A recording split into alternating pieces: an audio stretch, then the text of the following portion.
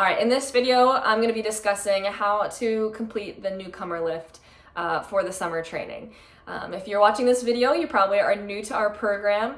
You might not have ever done any strength work in the past, and that is perfectly okay because we're going to be doing an introduction this whole summer. The goal of this lift is to prepare you for what we'll do in the fall. The goal of strength training in general for runners is to prevent injury and, of course, to improve our muscular endurance and strength so that we can race even faster. My name is Callie Doan. I've been on the team for 6 years, and I'm going to be joining the team again this year as a graduate assistant to help out. So I'm going to be explaining this lift to you guys. If you look at the lift on your Microsoft Excel, you'll see letters in between each or before each exercise. We call that supersetting. So that's just a fancy way of saying you'll go back and forth between two exercises. It minimizes rest time so that we can be in and out of lift. Hopefully in 30 minutes is the goal, so we don't get too fatigued. I'm going to show you each exercise and just explain the purpose, what I'm looking for, so that you are set up for success this summer. Also, just note, the first number in the second column is the number of sets, and the second number is the number of repetitions of that exercise that you'll perform. So just to explain it a little bit further, A1, you'll do one set of 15 reps of the squat before doing one set of 3 reps of the counter movement catch, and then you'll go into set 2 of both exercises. So for the bodyweight squat, it's gonna be pretty basic. You're just simply squatting all the way down. You can use a bench or a chair if you feel like you're not getting very low. Try to squat all the way to the bench and come right back up without releasing tension. Notice my knees are pointing outwards the whole time. One thing you don't want to see is that collapse. Did you see it there? You want to make sure you're practicing good mechanics. So make sure pushing them out and in. 15 reps there. If you have a jug of milk or even dumbbells at your house, add that in, hold it goblet style. It's going to add some weight to this. The counter movement double leg catch is supposed to help with landing mechanics before we actually start doing counter movement jumps, which is a form of plyometrics. That's a way to put our strength into athletic form. So this is really just preparation for the fall. To do this, you're gonna come up on your toes, hands go in the air, and you're gonna catch yourself in a squat position, just a quarter squat position. You'll stand back up, reset, up on the toes, and catch. As you progress, we'll move to single leg. That's gonna really test our balance there. And then of course, we'll start jumping at the end. B has some more upper body. So we're doing push-ups and tricep dips. For the push-ups, I have 6 to 10 reps. That is based on your ability in the beginning. If you cannot do one body weight push-up, do not worry. I want you to go from your knees.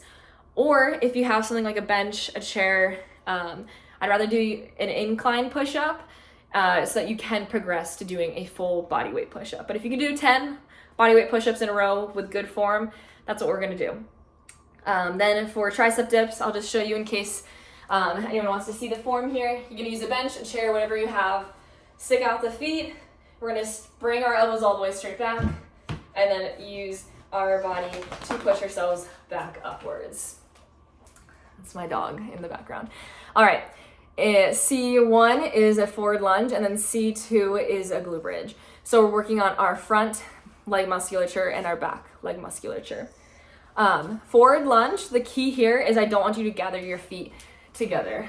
So I'm gonna be walking in one direction, lunging all the way down, coming up, and cycling right through to the next lunge.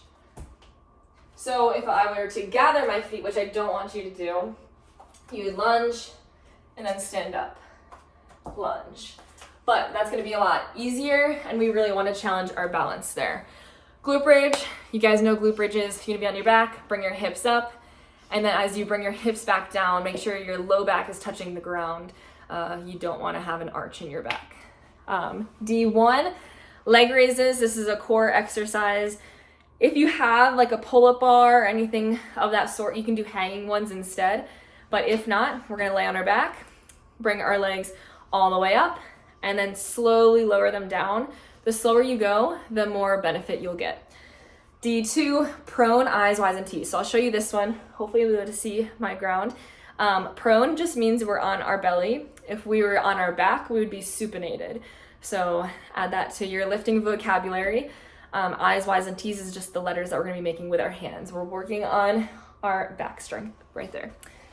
So let's see what you guys can see here. I'm gonna lay on my belly and bring my arms straight overhead, making an I. I'm gonna keep my forehead on the ground, bring my hands straight overhead, 3-second hold, and drop. I'll bring them out wide for a Y.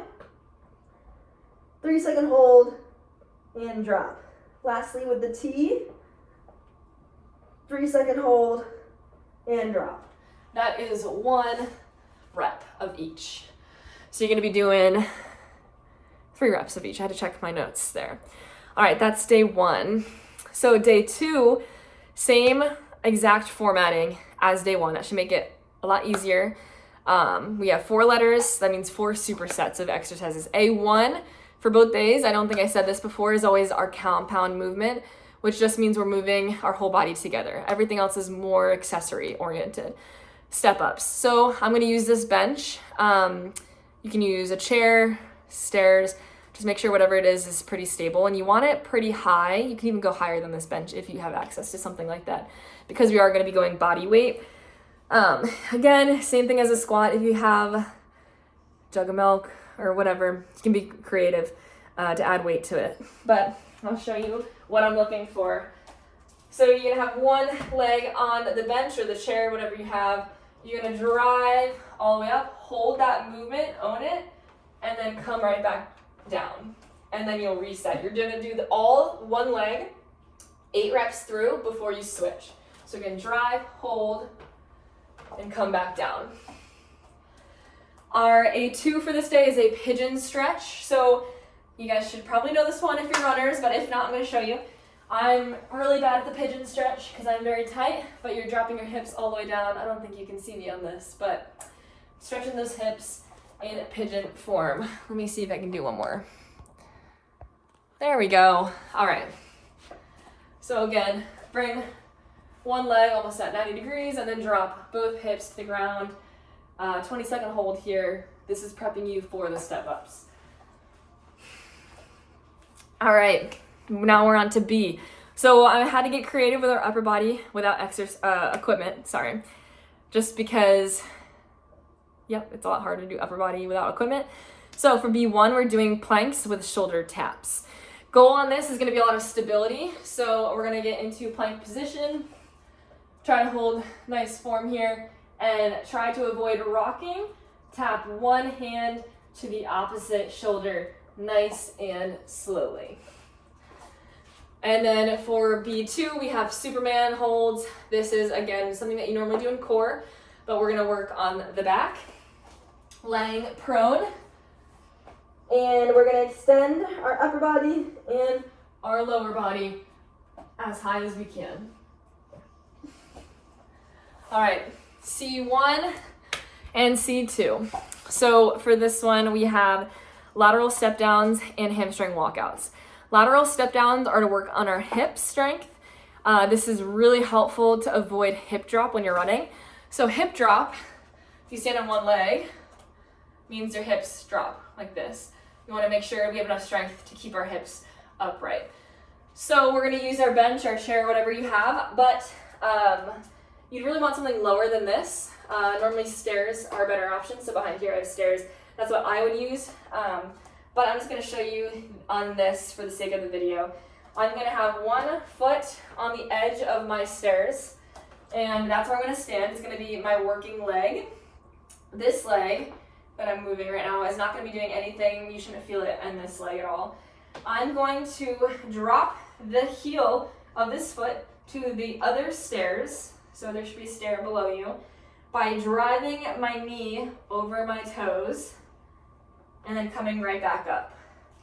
So it's all about dropping that heel and then coming right back up. So we're not dropping it by doing this, we're dropping it with almost a squat pattern on one leg.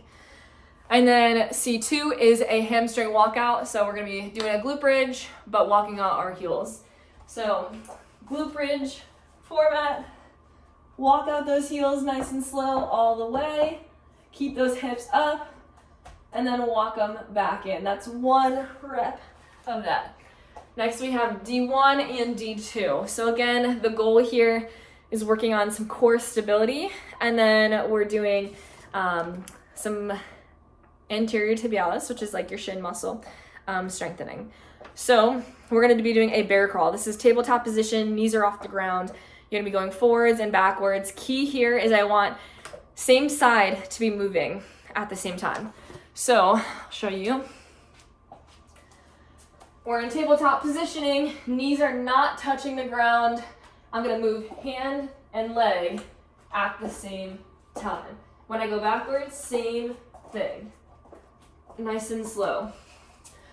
And then D2, you're gonna take a band.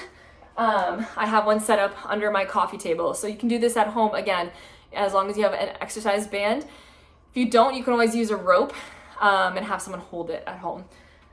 But I'm gonna use my band connected to my coffee table, put it on my toes, and if you wanna get a little fancy with it, you can sit on a chair. It'll give you a little bit of an advantage. And I'm going to, see if I can do this correctly, bringing my toes towards my shin, working that shin muscle. Nice and slow, especially on that release. All right, that's all I got for the newcomer lift. If you have any questions, reach out to your Ember group leaders or your captains or the coaches or myself, and I'm sure one of them can help you figure out whatever your question is. Bye.